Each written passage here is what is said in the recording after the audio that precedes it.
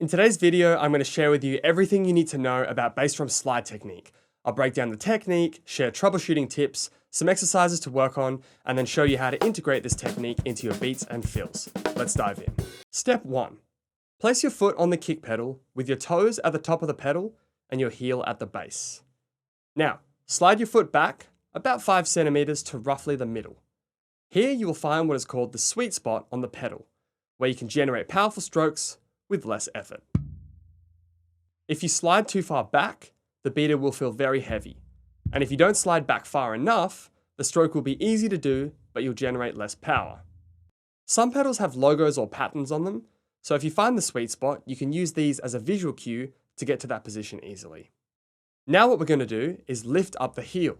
Your hip flex is going to engage, and you want to keep your toes in contact with the pedal. Now, to generate a stroke, we are going to use the ankle.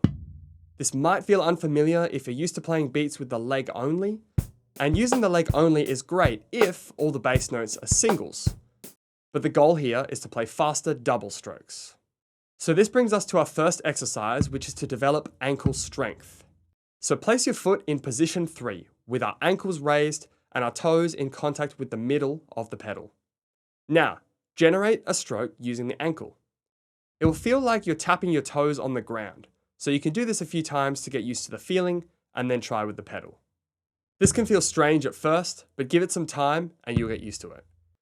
If you feel some fatigue setting in your hip flexor, I like to use the hands to support my leg, so if you place them under your leg, you'll be able to practice ankle strokes for a little bit longer before you need a break.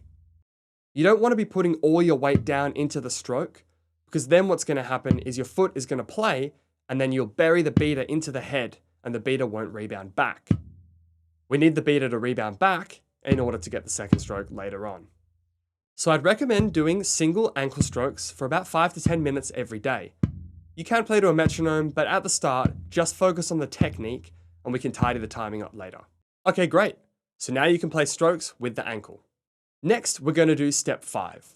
So from our 4th position, we're going to flatten our foot so that it is level to the ground. Now it's important here that you level to the ground. If you level to the pedal itself or try to play a stroke with the heel, you run the risk of not getting a hit when you drop your leg down for stroke 2. From here, we're going to drop our leg and we should get a clean stroke. This is step 6, and then we're back to our starting position. Now let's have a go putting the whole sequence together. 1. Place your foot on the pedal. 2. Slide your foot back to the sweet spot. 3. We're going to lift our heel up onto our toes. 4. Play a stroke using the ankle. 5. Level our foot to the floor. And 6. Drop our leg down to get our second stroke. And then we repeat. I recommend going through these motions really slowly. Once this gets a bit more comfortable and you can cycle through 1, 2, 3, 4, 5, 6, then we're going to combine some movements together to streamline the motion. So we're going to start by combining steps 2 and 3. Instead of going drag back and then go up, we're going to start with our foot on the pedal, step 1, and then drag back and lift our heel at the same time. This now combines 2 steps into 1. Then we're going to play a stroke. Now we're going to combine steps 4 and 5. So instead of leveling our foot and then dropping our leg, we're going to do both simultaneously. So now we've cut a 6-step sequence down into 4 steps. Let's run through that a few more times. 1, 2, 3, 4. 1, 2, 3, 4. Practice this for a while until it gets comfortable. Now we're going to combine the slide, lift, and ankle stroke into one motion. So from our starting position, we're going to drag back, lift, and play a stroke at the same time. So again, we're lifting with the knee and playing with our toes using the ankle. Then from here, we're going to play our leg stroke. So we get 1, 2, 3. 1, 2, 3. Lastly, we can remove the pause in between so we just have 2 motions. 1, 2. 1, 2. So work through these sequences until you can play this in 2 motions. Once this is comfortable, we can add in the metronome. So I'd start off playing quarter notes at 60 BPM, alternating motions. Now what we can do is to start applying this to some 16th note rhythms. So the first rhythm we're going to play is the 1 and the E. So put the metronome on 16th notes and we're going to play.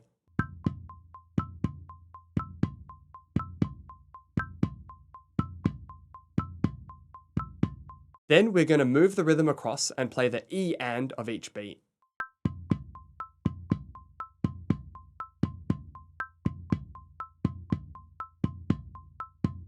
Then we'll play and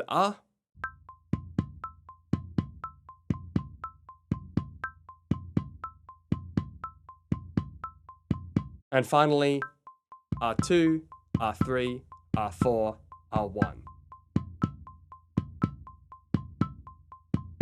As the speed increases, the movements will gradually get smaller and smaller until you're basically playing both the motions in the same position.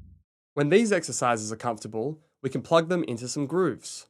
So we're going to play these 4 examples underneath a hi-hat and snare ostinato using the backbeat. A backbeat with no kick will sound like this.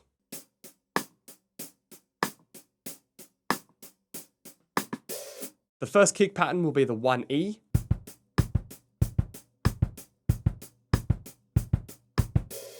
Next will be the E and.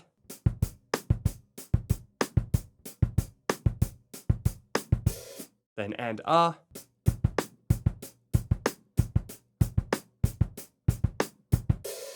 And finally, starting on the R. Now, because the rhythm loops back to beat 1, make sure that beat 1 is a leg stroke, and then all of the R pickups are the ankle strokes.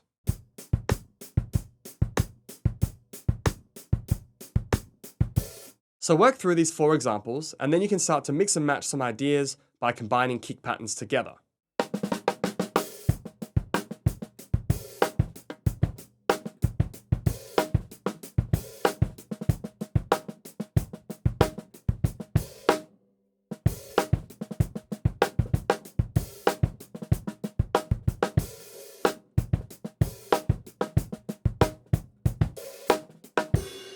There are plenty more examples, but these 4 will give you a great starting point for incorporating the slide technique into your grooves. Now we're going to use our 16th note kick exercises in some fills to create some hands to feet combinations. So the basic 4 are going to be snare, snare, kick, kick, and then reverse that. So we have kick, kick, snare, snare. And then if we displace this by a 16th, we get snare, kick, kick, snare, and lastly, kick, snare, snare, kick.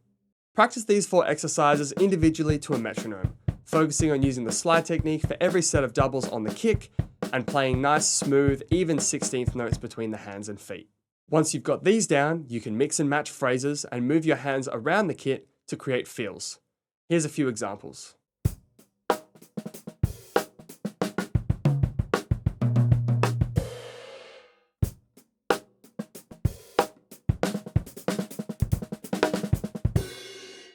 Then have a go using these phrases with the rest of your soloing ideas to integrate this technique into your playing over time.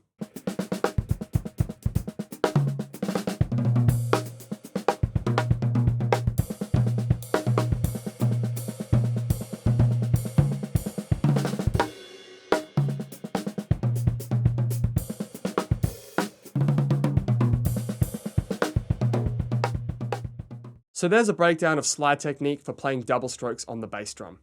And if you're looking for some ways to improve your double strokes with your hands, then check out this video here on how to do that. By the way, if you're looking to take your drumming to the next level, I offer online coaching. So if that's something that interests you, head to betterdrumming.com, fill out the form on the website and let me know a bit about your drumming goals, and I'll be in touch soon.